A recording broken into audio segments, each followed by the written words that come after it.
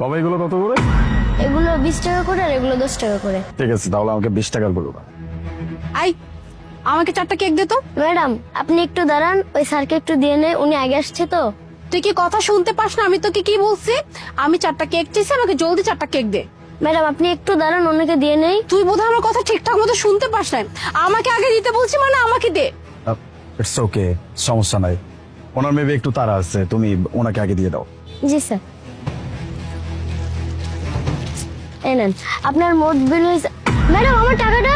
Madam sir আপনি একটু দাঁড়ান, আমি আমার টাকাটা নিয়ে আসি। ম্যাডাম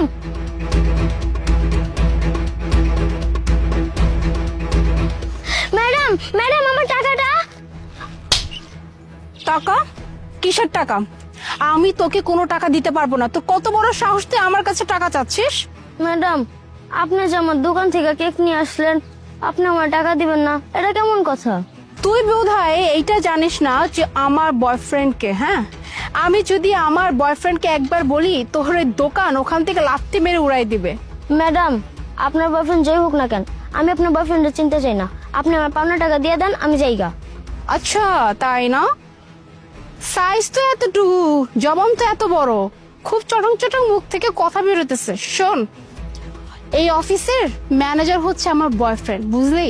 আর আমার বয়ফ্রেন্ডকে যদি একবার তোর কথা বলি না, তুই পুচকি আর তোর দোকান দুইটা কি না লাথি মেরে উড়াই দিবে।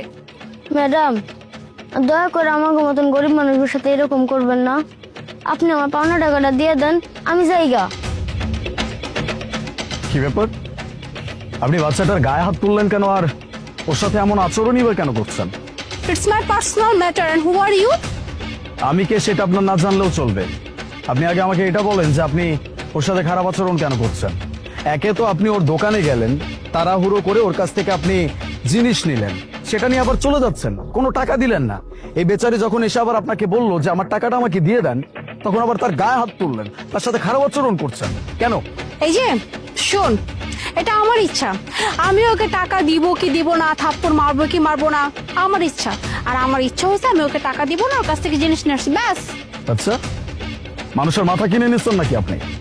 আমি আপনাকে লাস্ট ওয়ার্নিং দিচ্ছি, আপনি এই মুহূর্তে ওর টাকা ওকে দিয়ে দিবেন, আর যদি সেটা না দেন তাহলে কিন্তু আপনার অবস্থা খুব খারাপ হয়ে যাবে। আচ্ছা ওয়ার্নিং দিচ্ছিস তুই? হ্যাঁ, তোর মতো এভাবে রাস্তাঘাটে পুংটা হিরো আমাকে ওয়ার্নিং দিচ্ছে? এই তো জানিস আমার বয়ফ্রেন্ডের কত পাওয়ার? আমার বয়ফ্রেন্ড যদি একবার বলি যে তুই আমার সাথে এরকম মিসবিহেভ করছিস, তোর এই পুংটা হিরোগিরি না একদম বের করে দিবে।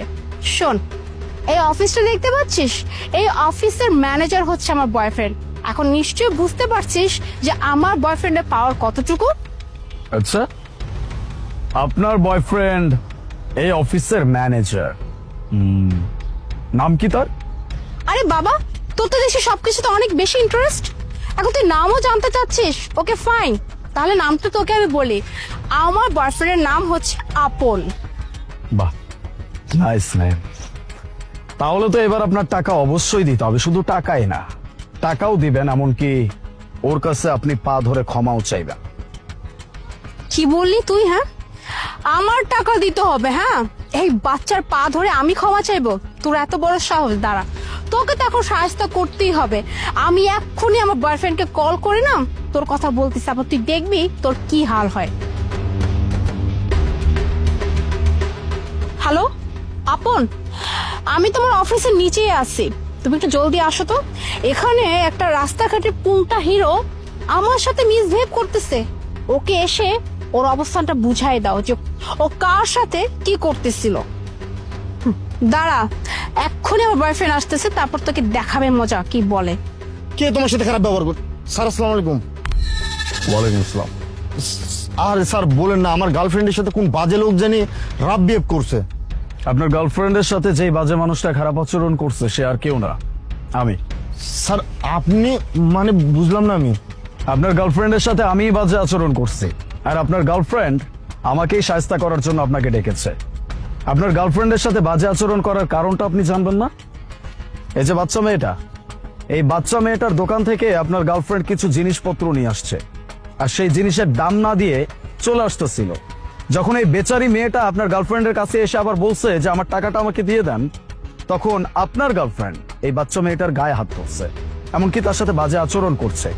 এটার প্রতিবাদ যখন আমি করেছি, তখন আপনার গার্লফ্রেন্ড আমাকে থ্রেট করছে এটা বলে যে তার বয়ফ্রেন্ড এই কোম্পানির একজন ম্যানেজার, সে যদি আসে আমাকে ঠিক মতো শায়েস্তা করে দিবে। আমি সেই জন্যই ওয়েট করছিলাম। করেন শায়েস্তা। স্যার ও বুঝতে পারে নাই, ভুল করছে।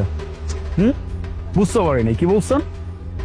স্যার ও বুঝতে পারে না, আসলে ওর দ্বারা ভুলে গেছে, ওরা মাফ করে দেন আপনি। ব্যাপারটা তো মিললো না। আপনার গার্লফ্রেন্ড বলছে আপনি এসে আমাকে এমনকি এই বাচ্চাকে একসাথে শায়েস্তা করবেন। শায়েস্তা করেন আমাকে। স্যার ওর হয়ে আমি আপনার কাছে মাপ চাচ্ছি, আপনি প্লিজ মাফ করে দেন। আর ওই পিচ্চির টাকা আমি দিয়ে দিচ্ছি, দাঁড়ান। তুমি টাকা দিবে কেন? আমি দিচ্ছি, দাঁড়াও। আরে জলদি টাকা দাও। এই যে ধন্যবাদ স্যার। আপনাকে মতন মানুষ আছে দেখায় আমগো মতন গরিব মানুষ হক কেউ কাইরা খাইতে পারে না। আপনার অনেক ধন্যবাদ। আই এম সরি বাবু, আমাকে পারলে মাফ করে দিও। আমার আসলে উচিত হয় না তোমার কাছ থেকে এভাবে জিনিস নিয়ে এসে টাকা না দেওয়া। এমনকি আমি তোমার গায়ে হাতও তুলছি। যদি পারো আমাকে ক্ষমা করে দিও। আর আমি আপনাদের কাছেও ক্ষমা চাচ্ছি। I am sorry. কি ম্যাডাম, বলছিলাম না আপনার ওর কাছে সরি বলতে হবে? বলছেন তো। বাই দ্য ওয়ে, আপনার গার্লফ্রেন্ড যা কিছু করছে এটা শুধুমাত্র আপনার কারণে করছে, সেটা আমি খুব ভালো করে বুঝতে পারছি। আমি আপনার নামে অফিসের ভিতরেও অনেক কমপ্লেইন পাইছি। আপনি ম্যানেজার বলে আমার কোম্পানির অন্যান্য এমপ্লয়ীদের সাথে যে কি আচরণ করেন সেটা আমি অনেকদিন আগে থেকেই জানি, আমি কিচ্ছু বলি নাই। কিন্তু এখন তো দেখছি আপনি আপনার গার্লফ্রেন্ডকে এমন পাওয়ার দিয়ে রাখছেন, সে বাইরে যা ইচ্ছা তাই আচরণ করছে যাত্রার সাথে। যাই হোক, এমন কাজ যে মানুষগুলো করতে পারে, এরকম একজন মানুষকে আমি আমার কোম্পানিতে রাখবো, এটা আপনি কিভাবে চিন্তা করতে পারলেন? আপনি আজকের পর থেকে আমার অফিসে আর আসবেন না। দরকার নাই আপনার মতো এমপ্লয়ি আমার। স্যার কি বলতেছেন এসব? আমি তো কিছু করি নাই, আমার গার্লফ্রেন্ড দোষ করছে, ওর জন্য আমার চাকরি কেন নেবেন আপনি? স্যার স্যার এটা আপনি কি করতেছেন স্যার? আপনি ওর চাকরি কেন নেবেন স্যার? অন্যায় তো আমি করছি স্যার। আর আমি তোকে সরিও বলতেছি, তাহলে শুধু শুধু ওর কেন চাকরি নেবেন? স্যার ও খুব ভালো মতো কাজ করে স্যার, অনেস্টের সাথে কাজ করে। প্লিজ স্যার ওর কাছ থেকে জবটা নেবেন না। আপনারও তো বোঝা উচিত যে কারো সাথে কথা বলার আগে বা কাউকে কোনো কিছু বলার আগে ভেবে দেখা উচিত। আর তার থেকেও বড় কথা, যেখানে আপনি নিজে অন্যায় করছেন সেখানে এত উঁচু গলা একদমই মানায় না। যাই হোক, শ্রাবণ, আপনার সাথে কালকে দেখা হবে রিজাইন লেটারের সাথে। বাবু চলো।